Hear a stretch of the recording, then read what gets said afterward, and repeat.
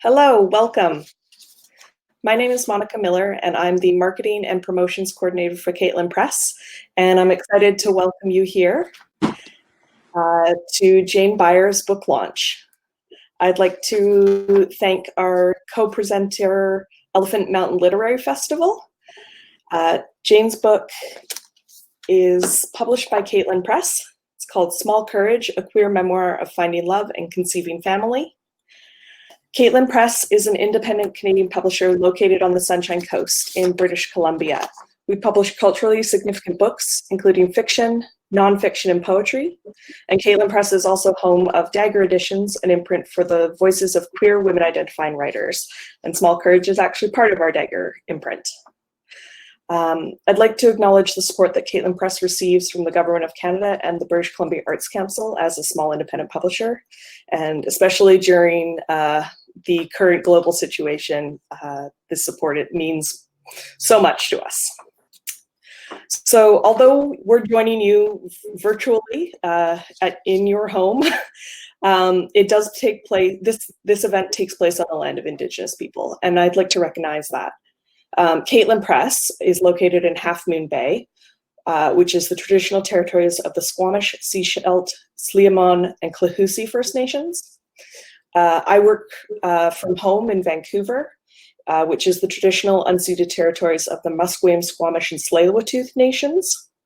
And Jane and Amy are joining us from the West Kootenays, which is the traditional unceded territory of the Sinixt Arrow Lakes and the Yakanuki Lower Kootenay Band peoples, and is also home to Métis and many diverse Indigenous persons. If you want to let us know where you're joining us from, you can comment in the chat, which brings me into my housekeeping. So the chat is where you're more than welcome to leave comments, talk with others. If you do find it distracting, you can minimize it. If you're on a computer, you can hover over it and there's a little arrow in the top right-hand corner. If you're in the app, Crowdcast app, I think you can swipe up or swipe to the side. The other feature that I want to bring your attention to is our Ask a Question feature. There's a little button down at the bottom saying Ask a Question. So we'll get to audience questions at the end. So if you have a question during the event, feel free to pop it in there. And if other people want to look at those questions and say you just have this burning desire and someone's already asked your question, you can vote it up. And of course, I want to remind you that you can buy the book. We strongly encourage you to support your independent bookseller. In Nelson, we'd recommend Otter Books.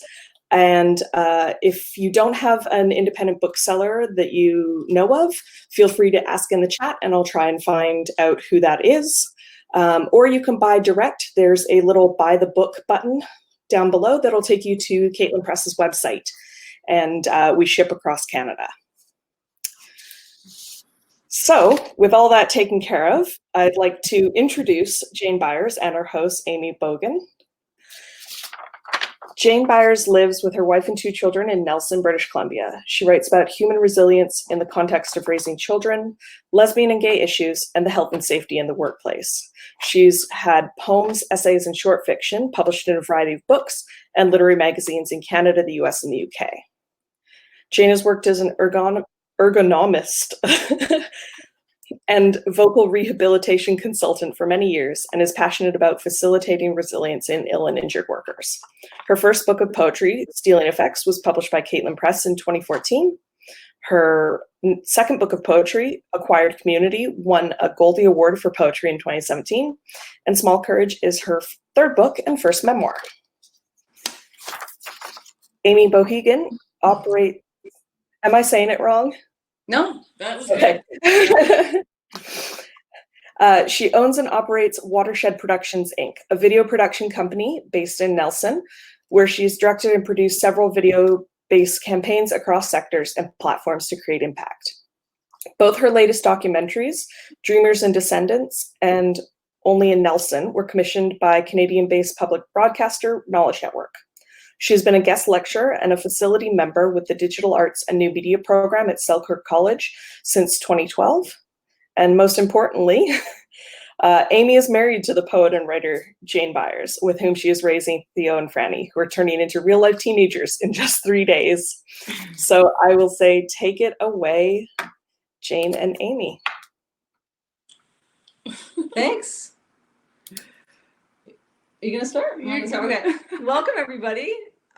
It's so great to have friends and family joining us from Brasilia to England to the all over the U.S. and the East Coast of Canada, and I appreciate your support. I promise that tonight is going to be more truthful and authentic than any presidential debates anyone may have watched earlier this evening. And our mics will not be muted.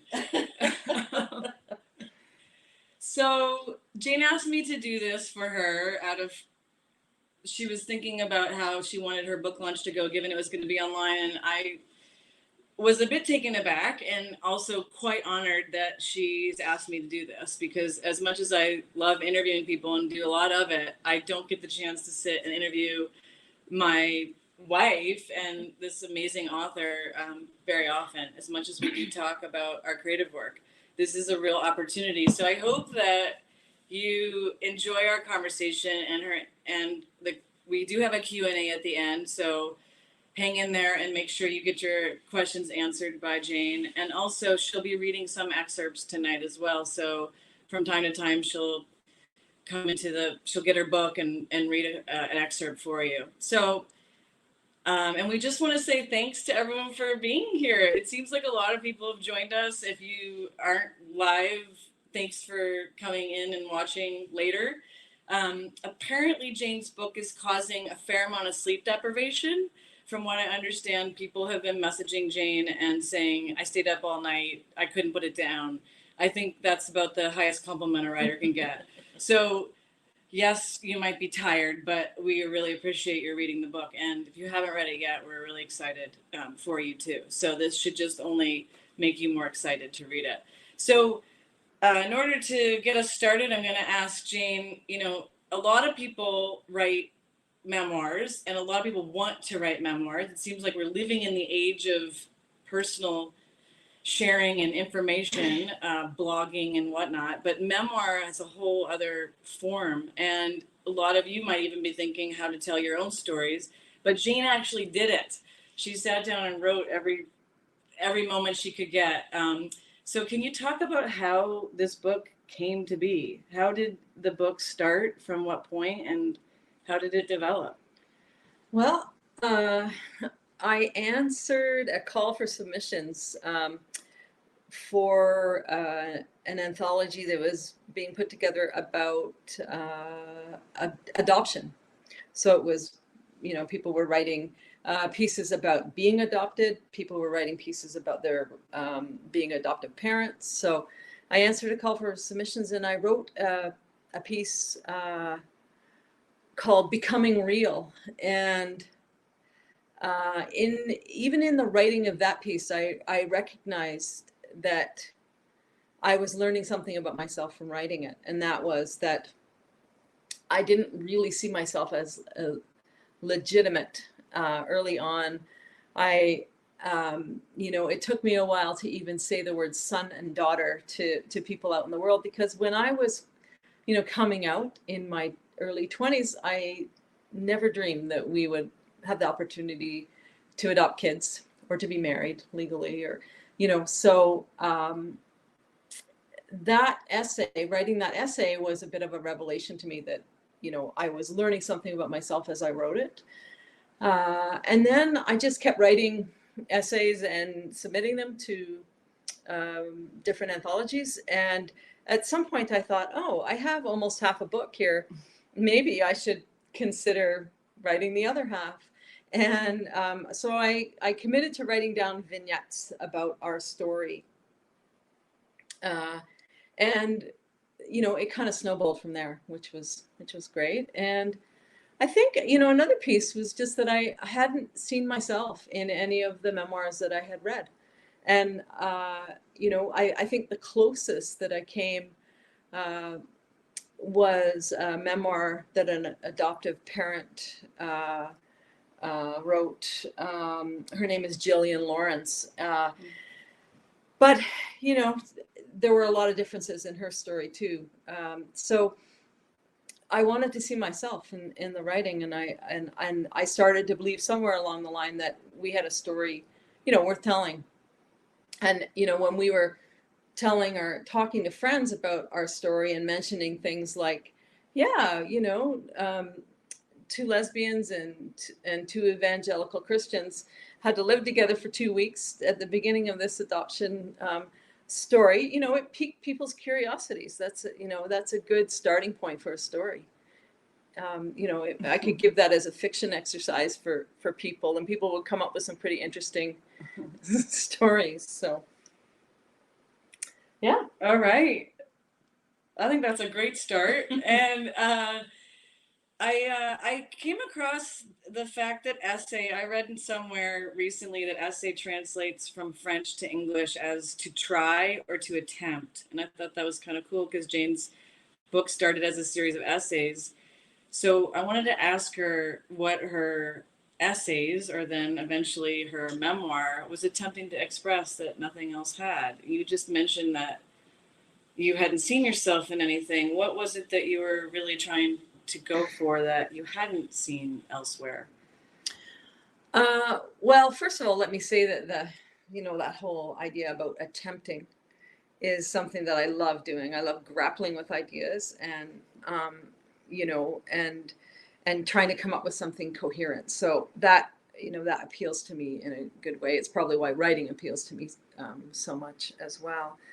I think that,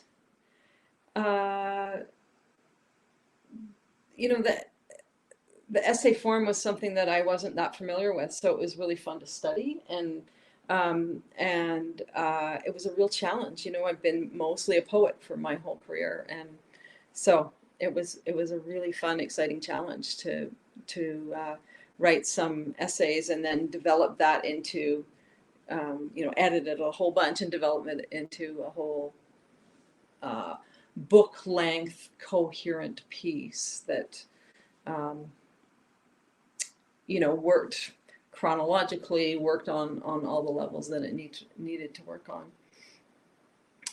I think also, you know, just like as an example, you know, one of the things that I learned in doing the writing was just that, like, our own oppression. Not that, you know, we never wish oppression on anybody, but there were a lot of learnings to be had from that. And in fact, there's even you know, those gifts that we don't ever really see as gifts at the time, but it helped, for example, it helped me to see myself as somebody with some resilience and ability to be able to support our kids through some of, you know, their challenges when they're challenged with homophobic thoughts or racist thoughts or things like that. Right. Yeah. Nice. I think that will kind of come up again as we get further into the interview. Don't forget you can ask questions too, so it's not just on me. We're all in this together. Jane's going to read from the book, and she's going to read the preface, which I think you're going to really appreciate. It's just for those of you who don't know what a preface is, it's the very beginning of a book. Thanks, Amy. Yeah, I mean, I think one of the things that emerged that I was surprised at when I was writing was just that, you know, the whole idea that we tell ourselves stories that we can live with about ourselves, and that if we're open to growth, those stories change over time. So the preface tried to capture some of that. On one of our favorite cloudy day family hikes, our daughter Franny tells a story. The hike is on a well-worn trail in Kokanee Creek Provincial Park. It winds through a mixed cedar forest, culminating in a waterfall. The creek sometimes rages and sometimes achieves a more mellow descent, though never a serene trickle. It certainly never dries up, nor do any creeks originating from glaciers in our inland temperate rainforest of southern British Columbia. Before we became parents, this would have been our mellow recovery hike, the day after a 9-hour rugged lungbuster in the Alpine. Telling stories on a hike is not uncommon now that we have children. I've had 9 years to grow accustomed to the endless chatter that I used to think of as an intrusion to my meditative and soul-cleansing walks in the woods.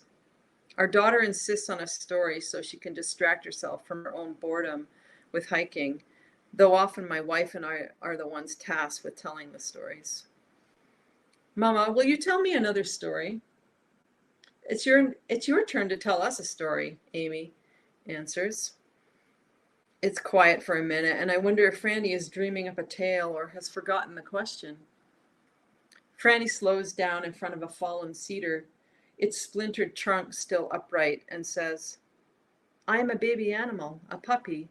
I was born on that tree stump, right there. My mother breastfed me. A few minutes later, Theo was born. Then a cougar killed our mother, and we were alone on the tree stump, but only for 2 minutes. Then you came along and found us, and we became a forever family. How did it feel to be alone for 2 minutes? I eventually choke out after picking up my jaw up from the trail and quelling my instinct to frame the question negatively. Were you scared? Is my first instinct.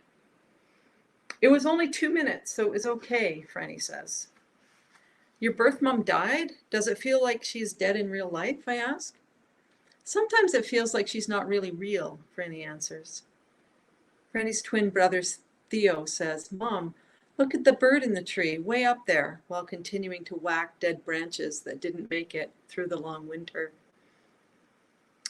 What kind of a bird is it, buddy?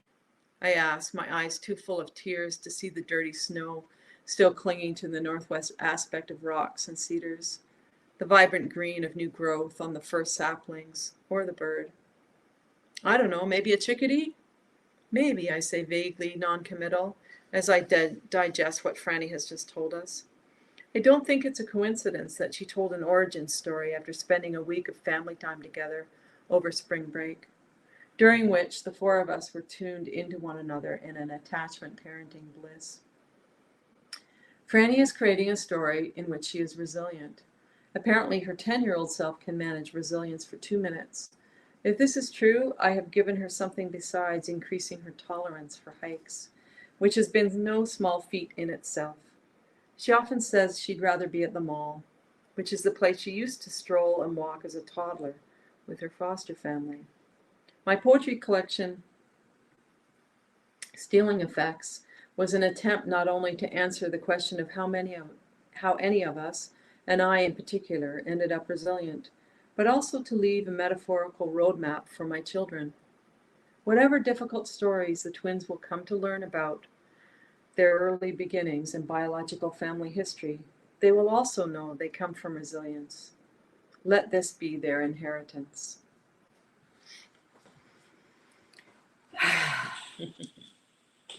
I hope you took a breath with me. So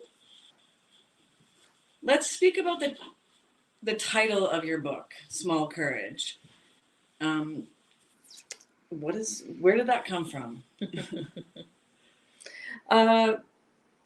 Well, I have a friend and fellow poet by the name of Emer Lafan to thank for Small Courage. I was taking a creative writing class on creative doubt, or with the role that doubt plays in creativity, and the course was being facilitated by Susan Andrews Grace, who is also a wonderful poet, who I'm fortunate to be in a poetry group with here in Nelson. And so we were talking about doubt, and Emer said that in Gaelic, or Gaelic as some people know it, doubt means small courage. And this really stuck with me. I loved I often love hearing about where words originate or what they mean in other languages, and so that really stuck with me. And when I was looking for titles for the book, Small Courage just kept coming up, and I loved it for a number of reasons. That being one of them. That thought that it takes courage to have doubt, and thinking about my own life when I've been doubting things and kind of leaned into that discomfort and come out the other side. It's kind of interesting to think about that as a courageous act for all of us. I also think it refers to, adopted kids who, all of whom have courage when they open their hearts after, having loss in their lives. And then I also think that, it's small courage, because what we tend to affirm as courageous in our society are things like, soldiers in acts of war or firefighters, and not that they're not courageous, but I do love turning that on its head a little bit and thinking about courage as being, opening one's heart.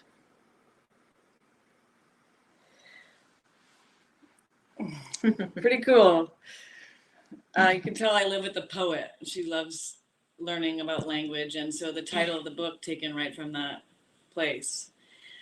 Speaking of the book's title, there's also a subtitle or a colon to this, which is the queer memoir part. It's a queer memoir of finding love and conceiving family. So it's right in the title, and it's hard not to miss that on the cover you see two women. If you see them as moms, then you're correct in assuming that this is a same-sex couple with two kids, biracial, or at least of color.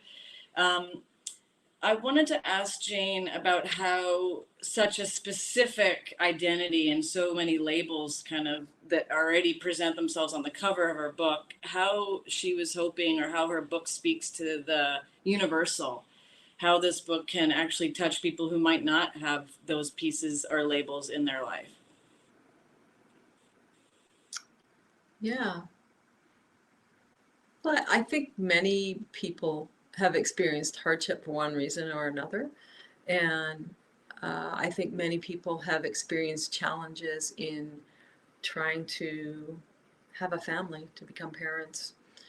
And so I think that, some of the memoir will speak to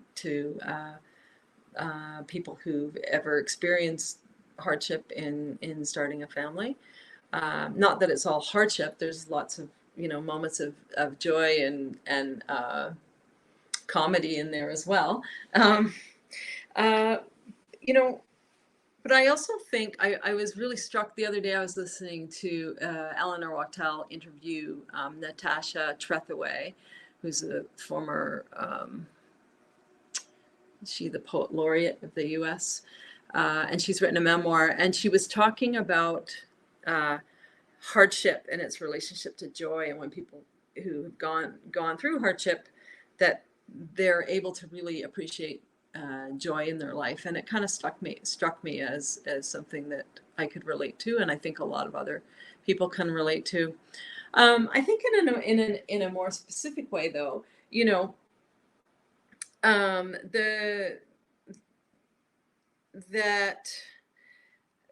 going to come back to the sort of the connecting of,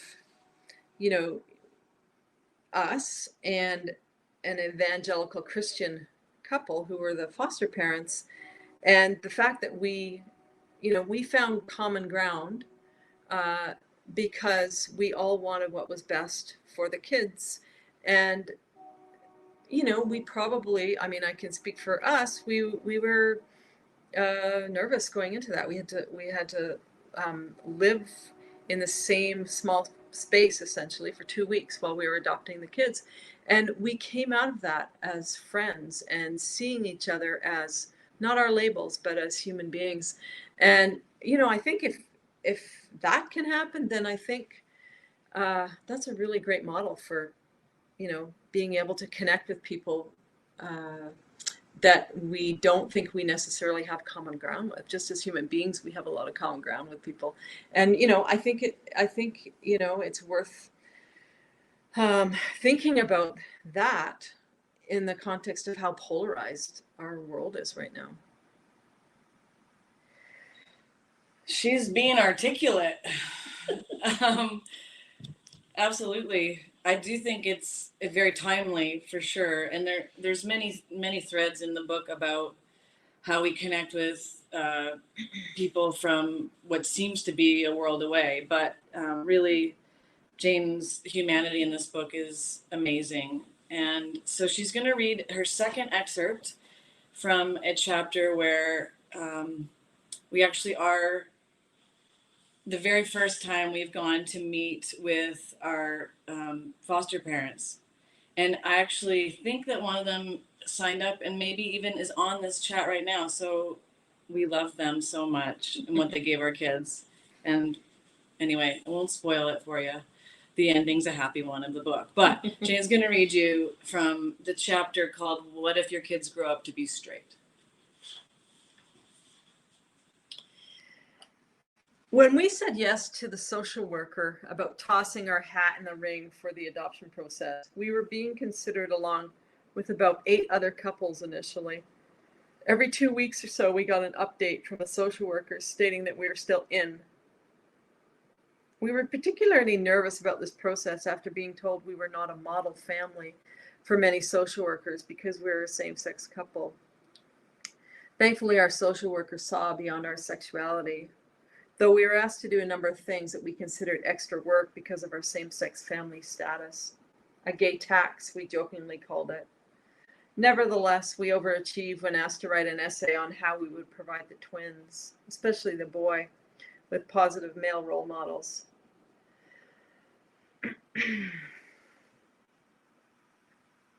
We hastily made a mental checklist and compiled a real list of our suitable male friends who could potentially step up for weekly play dates and mentorship opportunities. We laid out a thoughtfully detailed essay on how we provide the children opportunities for exposure to their ethnic heritage, given their bio mom was originally from southern India. We planned to visit large metropolitan areas every chance we had, attend Diwali, and eat Indian feasts weekly. Our willingness to jump through hoops was an advantage because we didn't assume making babies was a right, nor did we assume it wouldn't be an invasive process. We were eventually pleased to hear from the social workers that we were one of 2 families still in the running after their deliberations. Being competitive in team sports, we referred to this as the finals, sudden death. The process seemed to drag on.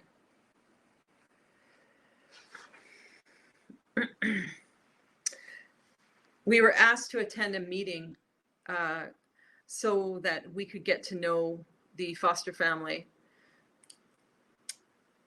While this was a healthy step for developing a working relationship, it further delayed things. All I wanted to do was see the little girl and boy whom we'd heard so much about and whom we wanted to adopt. I wanted to witness their every movement and gesture, knowing that at 13 months, they were becoming more mobile and changing so much every day. Eventually, we made the long, snowy drive to Kelowna to show the foster family. We didn't have snakes for hair and to answer any questions they had about us. After many months of being in this process, we sat in a government boardroom with beige walls and a view of Kelowna sprawl and met with the twins' foster parents. She was soft-featured, maternal, and smiling. He, thin, angular, and a little combative. Both had thick Scottish accents. They sat at one end of the large table and we at the other, buffered by 3 social workers. It was the most important job interview of our lives. The foster parents' accents put me at some ease. Fundamentalism wrapped in a Scottish accent was more palatable to me somehow. Or perhaps it was my inclination when face to face to find common ground. Knowing that whatever our topical differences, we humans share many more commonalities. So you're Scottish. Yeah, is that a problem? No, as long as the kids aren't fed deep fried Mars bars. I said, chuckling. I'm from Northern England, and in fact, my ancestors fought as mercenaries in the border wars, and our family was granted the right to wearing the tartans as one of the clans. Can you tell me about the twins? What are they like? Amy asked. They are cute. The boy is Mr. Energy Efficient, a little more laid back. He likes the rhythm in Indian music, the foster mom said, smiling. The girl is Miss Energy. She crawls over him and steals his bottle and his blankie. They have little silky, snuggly rabbits the size of face cloths. She also takes care of him. Although not relaxed, the meeting proceeded well until one of them asked, "What will you do if your children grow up to be straight?" Amy pleaded with me with her eyes. I fielded this question. I'm not a ballet dancer, but if one of my kids turns out to be, I'd be happy for them. I exchanged a quick glance with Amy. Chances are they will be straight. That's totally fine. We just want our kids to be happy. Despite the questions from left field, it was clear the foster parents loved the twins, whom they'd fostered since shortly after birth. We began to form a picture of the twins in our mind, but hadn't yet seen a photo, which felt excruciating and also protective. All right. That's just the warm up to when we lived there. Read the book, find out more. Yeah. And coincidentally, there is a buy the book button on the page, but I'm just saying. So it looks like lots of chats happening, which is really fun. And I can't quite see it from here, but thanks for keeping the conversation alive on your end. We have a handful more questions and a couple more excerpts to read. So Jane shares a lot of personal information in this book, and there's some really difficult family histories. So if you put yourself in the shoes of a memoir writer, you have to ask yourself what you're willing to share and why you would share it. And I wanted to ask her how she navigated telling these pieces, especially around her family of origin. Yeah, tough question. I think what it came down to is I edited out all but what was essential to leave in to sort of help myself understand and help others understand where I came from, how I was parented, and how that informed my journey of parenting. I mean, the publisher also helped, and the editors, because there were some things that needed to be edited out for concerns over libel, to be honest. And that's okay, because I actually think that forcing me to write what was essential, was, but also be considerate of other people was important. I think that I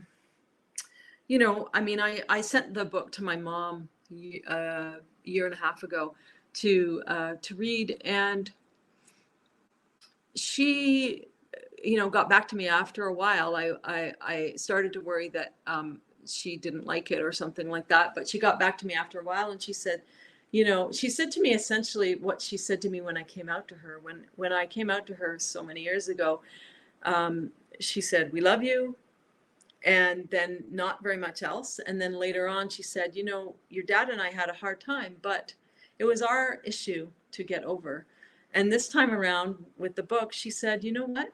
This is your story, and I want you to tell it how how you see things." And so she gave me her blessing in that way, which I was really appreciative of. And I've had many conversations with my mom. My dad is died almost 3 years ago now, so haven't had many conversations with him, one-sided ones, but with my mom. And so essentially she gave me her blessing. And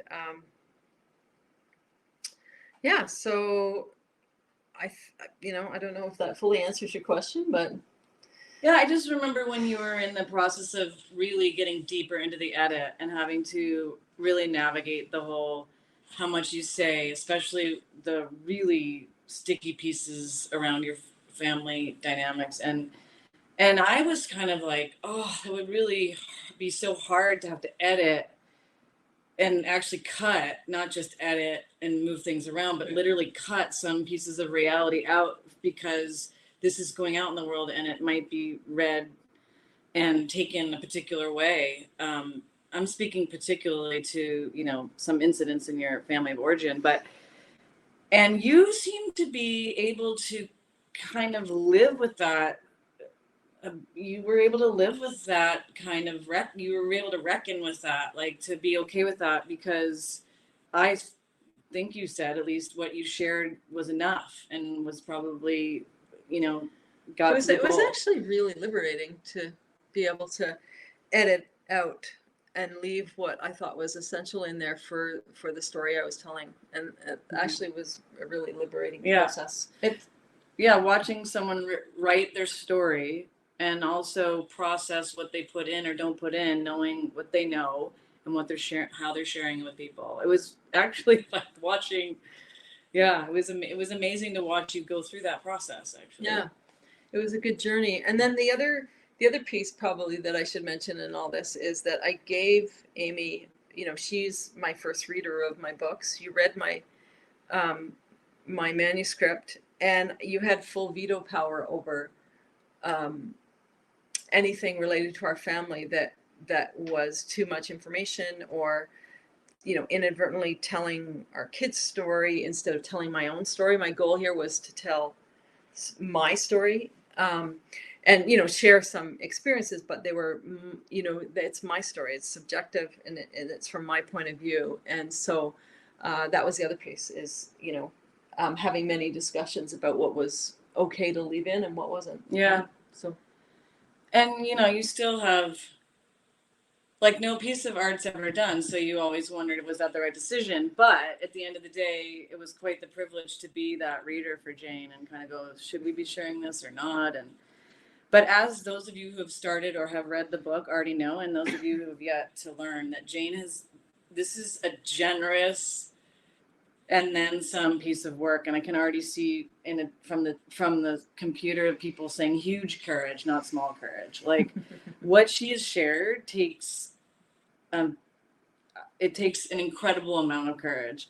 So, I was sometimes amazed that she was willing to share the things she was going to say, like in her book, like as her partner. And so I feel like the gift this book gives to people when they read it, there's so many gifts it gives. Never mind, you will feel less alone in the world, which is an amazing thing right now.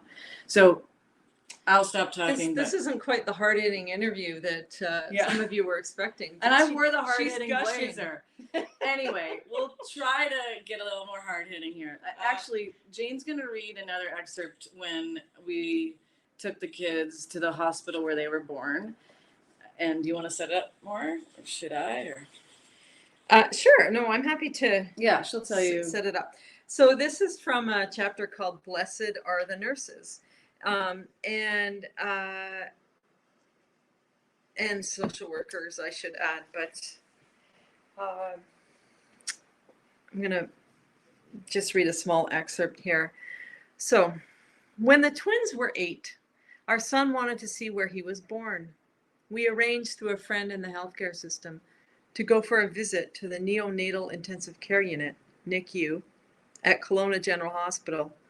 We waited outside the locked NICU, and in a few minutes were greeted by the head nurse, who led us through the wing, pointing out that they had just moved into this new space, so it wasn't actually exactly where the kids were born, but it was with the same nurses and had the same equipment. The sound of monitors punctuated the air, but otherwise the ward was hush and calm, despite the serious issues they deal with every hour of every day with these wee babes and their families. It always strikes me in intensive care units that professionals work through daily crises yet react calmly. I guess there is no point flitting around like a stressed hummingbird. It wouldn't serve the patients or the nurses. The nurses couldn't have been nicer touring us around. Do you have any questions, Theo and Franny? The twins were taking it all in quietly. Do you want to see the incubators? Okay, said Theo. Your incubators were a little different than these new ones. They would have looked like space helmets, the nurse said. We had pictures of them as newborns and a picture of their birth mother, too. The nurses looked knowingly at the photos. Their looks said, "We remember." One nurse, the friendliest of a friendly bunch, said, "I was adopted too. My parents came and picked me up when I was in NICU." The twins nodded. She bent down to them and said, "I remember you. You both had gorgeous dark hair when you were born. You were beautiful, and we all fought over holding you." This is the part that I can't get through without tears, the generosity of that nurse. My kids were quiet for most of that visit, but afterwards they told important people in their lives that the nurses fought over them. I hope that the nurse knows what a profound gift she gave them, a gift that nobody else could have given. I think she knew it when she said it, her eyes twinkling. Perhaps she longed for that same kind of story about her own start in the world. Perhaps it is I who long to be there when they were born, time that we can never recover, though we have tried to make up for it. Our parenting occasionally takes on a feverish pace, not consciously, but nevertheless with a chorus of, "We're making up for lost time. We need to love more and harder. We need to have more adventures. We need to convey we see you enough to make up for that first 15 months when we didn't know you." That day, the nurse gave them that gift, and I will forever be grateful. It still makes me weep.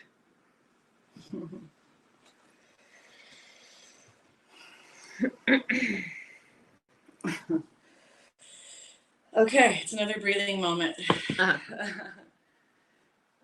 I'm seeing some goosebumps there on the chat. That's exactly right.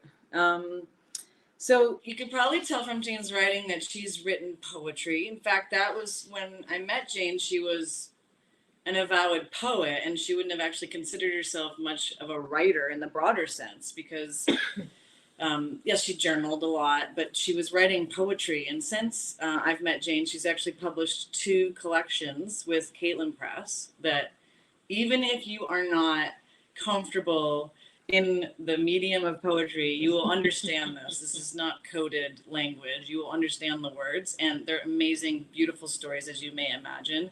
And she's actually published a chapbook with Nose and Book Publishing, Linda Crossfield's publishing house.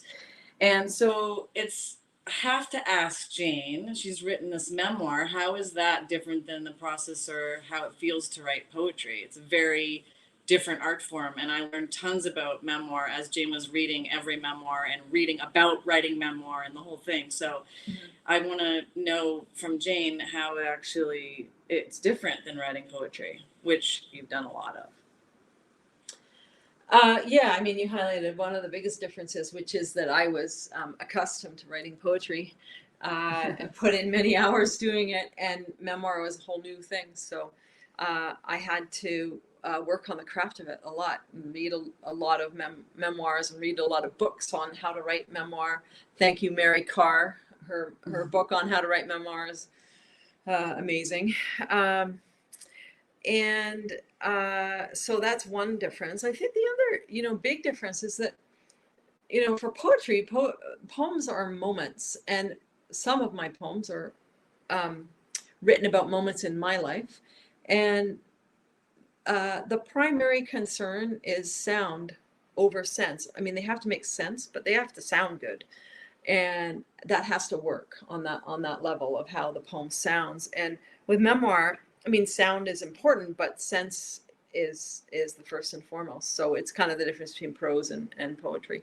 So that was a big, consideration. But I think another thing is that I had to be way more focused on chronology. So in poetry, I don't have to pay much attention to what came first and that chronological order of things. But in memoir, I had to pay a lot of attention to that. And, had the reader already been introduced to this character, yes or no? And if not, then I need to put that in. And, to throw a spanner into that whole process, my wonderful editor, Sarah Grafe, she suggested that we change the book from sort of a chronological memoir to a braided memoir where we move back and forth through time, which, I think made the book so much stronger. But it highlighted that need to pay attention to what made sense to be telling on the page at what point. So that was a real learning for me, for sure. And then there's the other thing just about, feeling more exposed as a memoir writer. Poetry's so niche. You don't have to worry, about millions of people seeing it for most poets. So it feels a little bit more vulnerable to be. You're counting on no. That's great. She's counting on no one to read her poetry, so Yeah, don't no buy her one. books. No one, but it's a fairly niche. Right, and for sure. So yeah, and some of your friends, even your writer friends, have said, I never read your poetry books, I have to be honest, but now I can actually read your writing because I'll understand it. It's in sentences and paragraphs. What went so wrong that we made so many people afraid of poetry? I know, it was like the top of the, it was up here for so long. What happened? Well, in Jane's lifetime, we'll keep working to get it back up there. So we're getting to the last question, and then Jane's going to read another excerpt after this question, but I'm going to ask the lovely question of what surprised her in the writing of this book. It's a fun question that artists get asked all the time because there's always going to be a surprise in the creative process. What surprised me was how subconsciously, when I wrote the draft of the book, I didn't write in-scene dialogue for probably the most difficult pieces of the book that I found hard to write. And so that was another thing that my editor made me go back and do.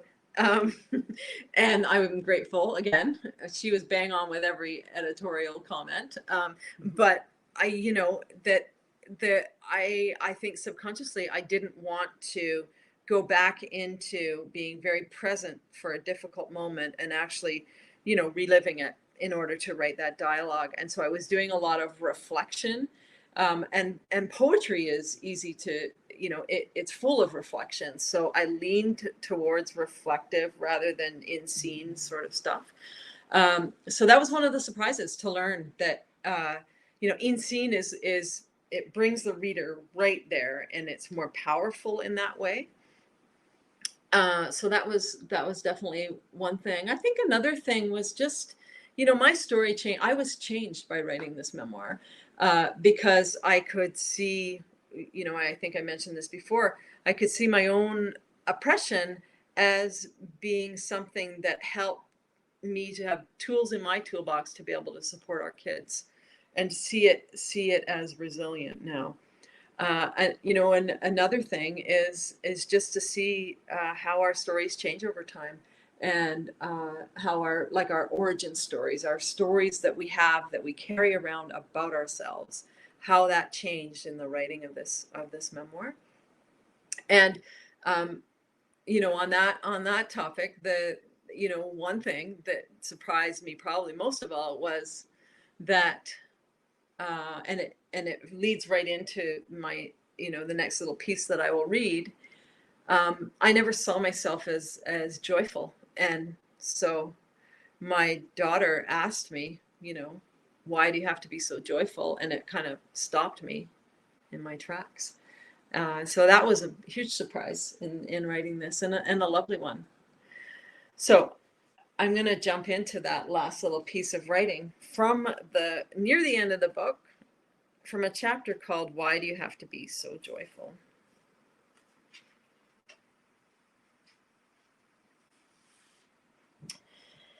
So,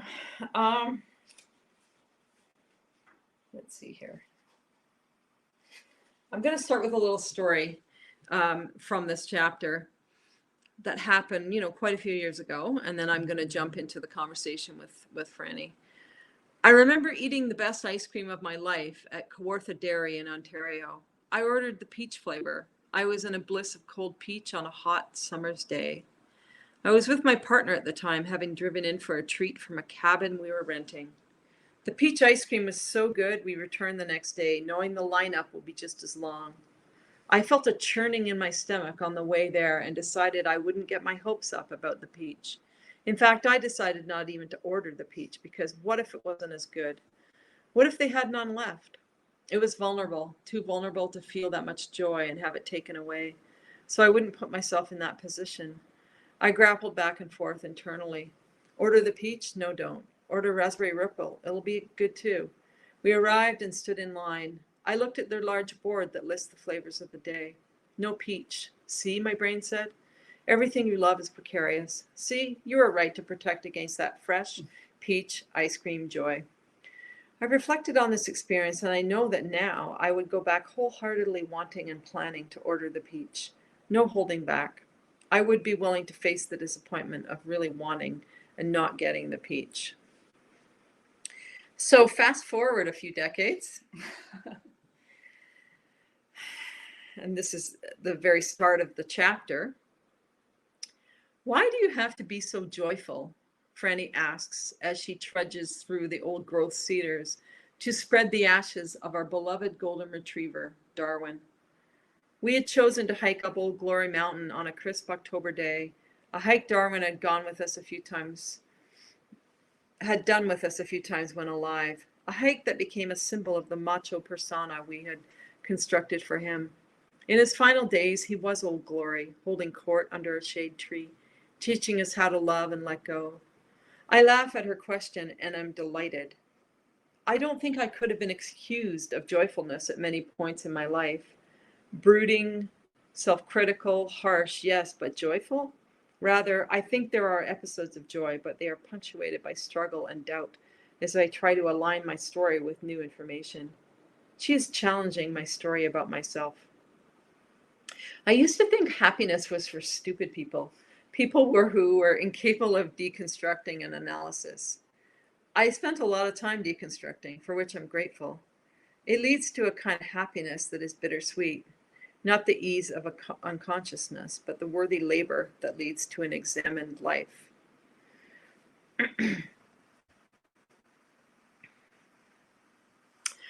I'm going to just skip ahead a tiny bit and read another half a paragraph here. I never expected to be happily married. When I was coming out, I doubted that ordinary joys like marriage and children were possible. So I flipped the bird to all of that in my 20s. I was sad when I was coming out. I didn't think I'd be allowed to love without a shroud of secrecy. Didn't think we would achieve the right to marry. The thought of having children was tinged with all the sadness of all the lesbians I'd ever known who'd lost custody or had to be in the closet until their kids grew up so they would not be taken away. It's a particular joy accessible to those who never assumed they would have access. I'm going to stop there. Whew. Okay. Well, I hope that you've really I know that you've gotten something from this. There's no way you haven't. We know so many of you that are watching, and it's amazing that you're here to be with us and celebrate Jane's book being launched into the world. Now we're going to take questions, and we'd love anything you have to ask, really. Have at it. We're going to get some questions on the...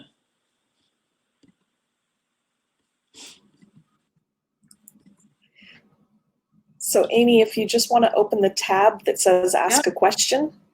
Sure. There's a few here. Let's see here. I like this one. Have you read the book to Franny and Theo?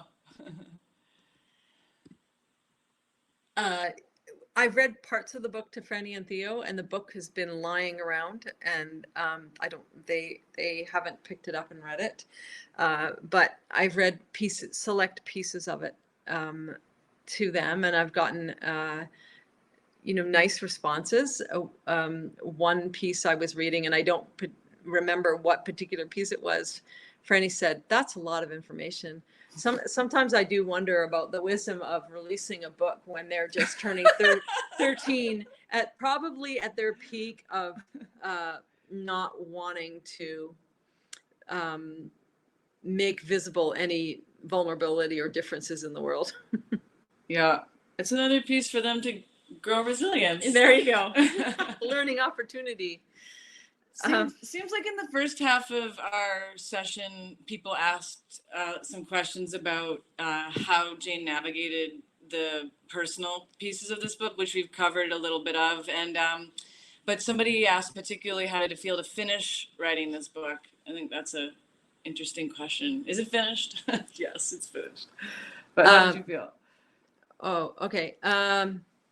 Well, during and finishing, I'll answer. So, during, there were days where it was, not very easy going, and I sort of saved those days for days when I had a period of time, and then I would end my day with a walk before I became mom again when the kids were coming home. So, it's like we manage any challenges. If you're going to have a challenging day at work, many of us will do some caretaking or whatever, and I certainly did some of that. I did some of the writing away from here. I went, on a little writing retreat by myself and looked at some of the more difficult pieces to write. So, yeah, I mean, it was some caretaking, a whole ton of support from Amy to have the space and the time to write. How did it feel when I finished? Well, when I finished doing the edits in the summer, it felt two things. I felt some relief, but I felt a whole lot of vulnerability because I knew it was going off to the printers and it would be shared with the world. And of course, that was my goal in the first place. But I think that was at my peak vulnerability of feeling like, oh, this is going to go out in the world. People are going to read, about our lives. And, but I'm okay about that now, or I wouldn't have made the decision. So it felt,